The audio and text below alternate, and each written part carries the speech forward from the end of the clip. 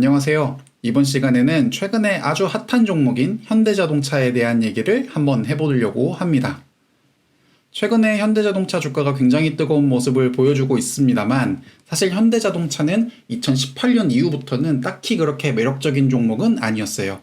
차트 보시면 아시겠지만 2018년까지 계속 하락하는 모습을 보였었고 2019년 1년간은 딱히 오르지도 그리고 내리지도 않는 박스권에 갇혀있는 모습을 보여줬습니다.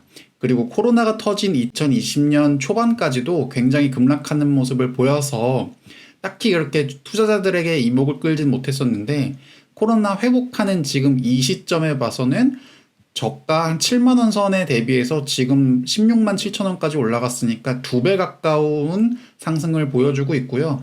현대자동차가 지금 현재 시총 10위권에 왔다 갔다 하는 종목임에도 불구하고 지금 거의 2배 가까이 오른 모습은 굉장히 급등하고 있는 모습이다 라고 볼 수 있습니다.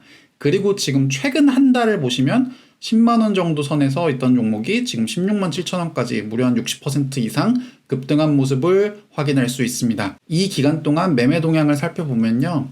7월 14일부터 8월 14일까지 한 달간 매매 동향을 살펴보면 개인 투자자가 44만 주 정도를 매수했고 외국인은 200만 주 가까이 매도를 한 반면에 기관 투자자는 한 150만 주 가까이를 매수했습니다. 즉, 이 한 달 동안 강하게 끌어올린 주체는 바로 기관이었다라는 것들을 알 수 있는데요. 제가 이번 영상에서 다루는 내용은 그럼 기관은 왜 이 한 달 동안 현대차를 강하게 매수했는지에 대한 이유를 살펴보려 하니까요. 그 이유가 궁금하신 분들은 이 영상 끝까지 시청해 주시면 되겠습니다. 자, 그럼 지금부터 시작하겠습니다.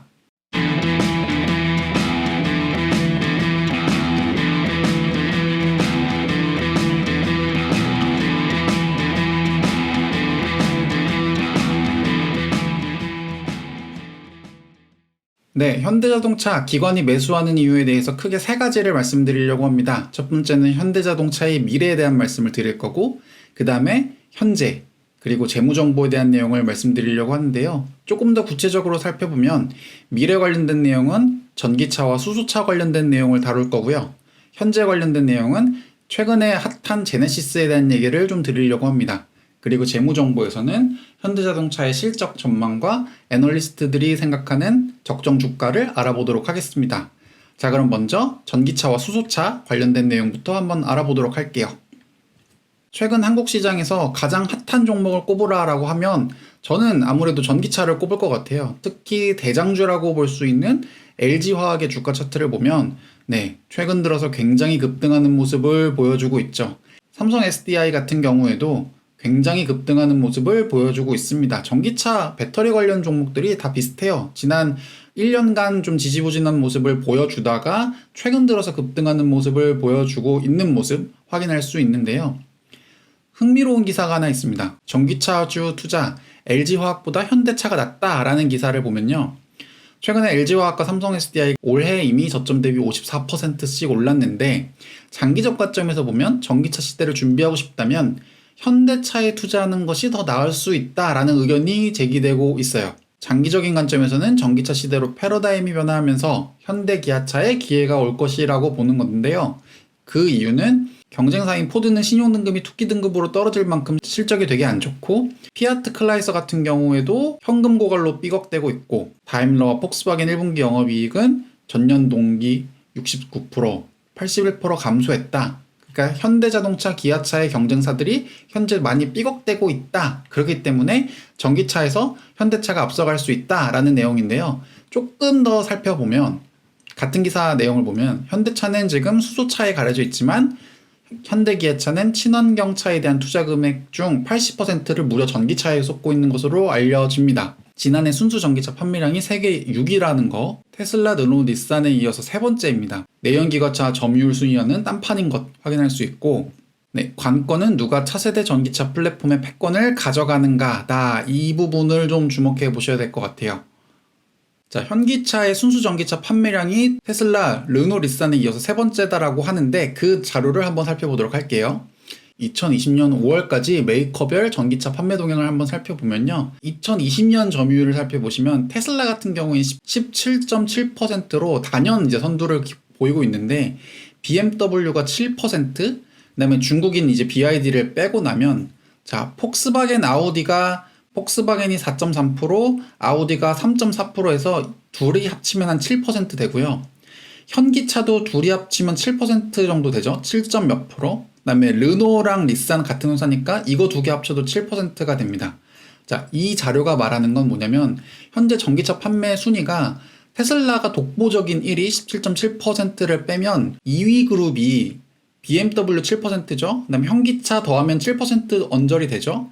그다음에 폭스바겐 아우디도 이거 두 개 합치면 7% 정도 되죠. 그다음에 르노 닛산도 이거 두 개 4.1%, 3.4% 이거 두 개 합치면 7%로 이 그룹이 비슷비슷한 수준을 유지하고 있다라는 걸 의미합니다.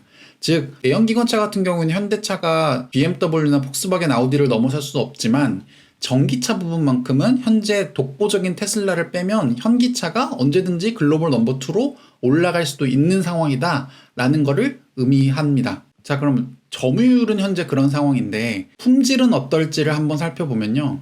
전기차 완성도는 테슬라 다음 넘버 2라는 내용을 좀 담아봤는데요.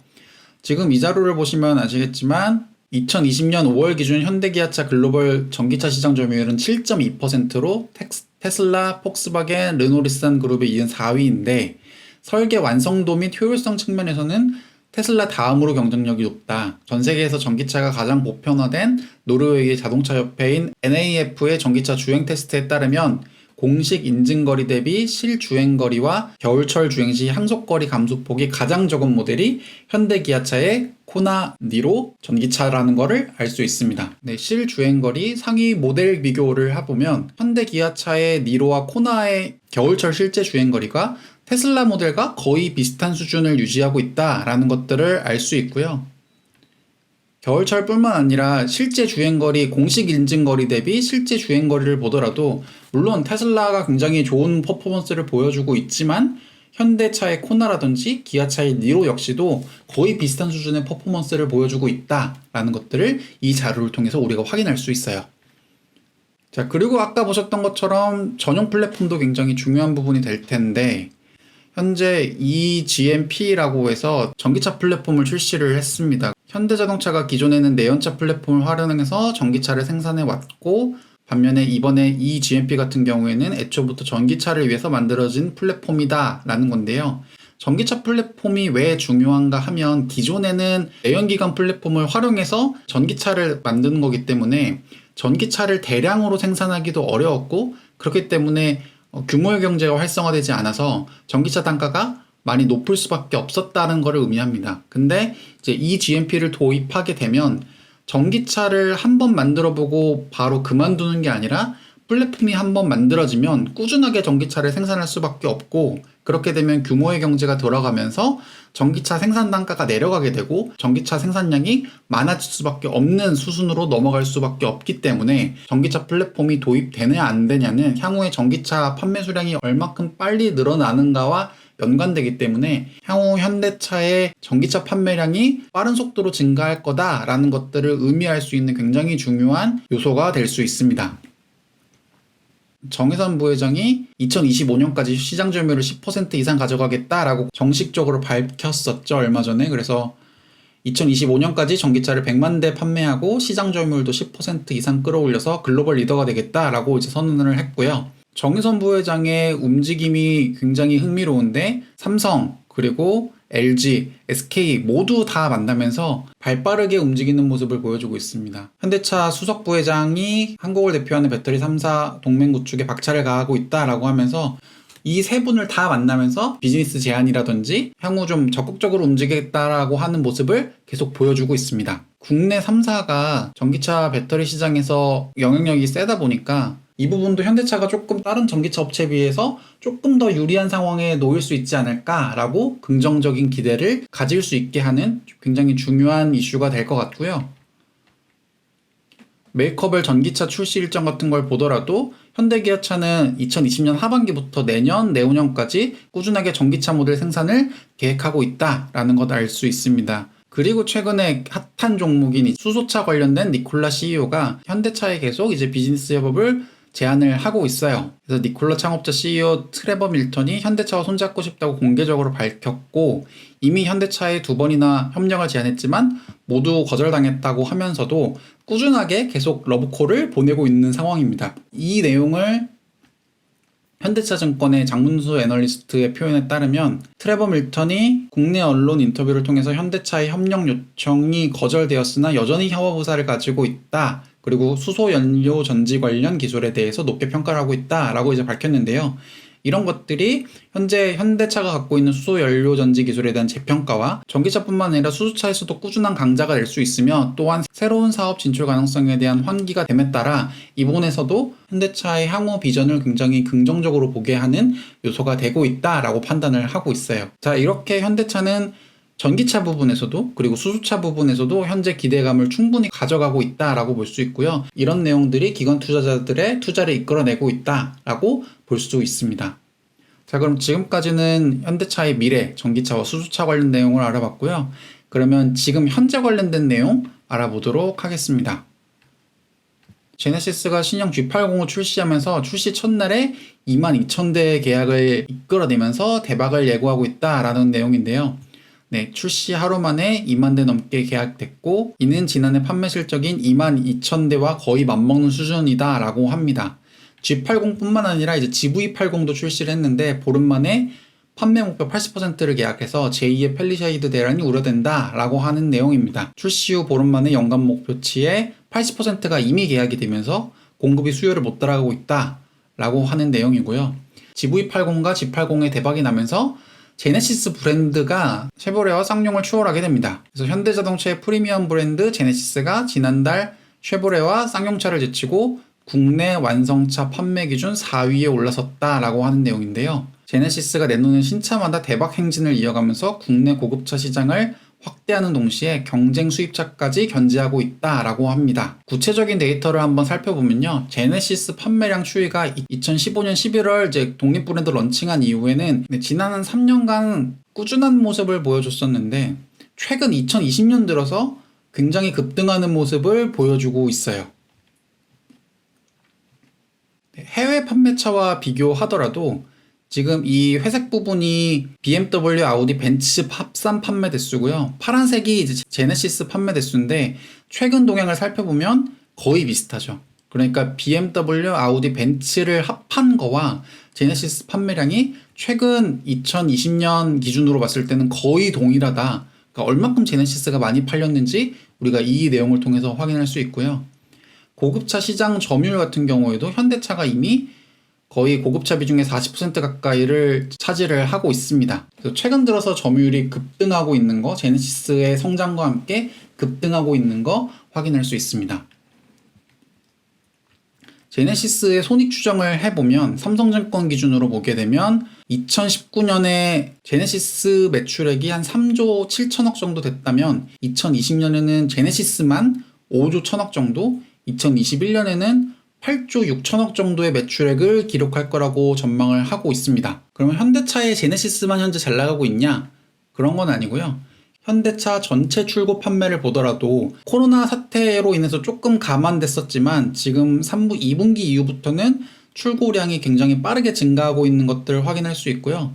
중국을 제외한 경우에도 마찬가지로 빠르게 증가하고 있다. 현대차의 출고량이 코로나 터진 이후로 빠르게 회복하고 있는 모습을 보여주고 있다라는 것들을 이 차트를 통해서 우리가 확인할 수 있습니다. SUV 같은 경우에는 이제 G80, GV70이 이제 출시될 예정이다 보니까 향후에 SUV 판매량도 증가할 거라고 보여지고요. 그다음에 G80, GV70 출시 이후로 꾸준하게 증가하고 있는 모습도 확인할 수 있어요. 세단에서도 SUV에서도 현대차 판매량은 계속 증가하고 있다라는 것들을 우리가 알 수 있습니다.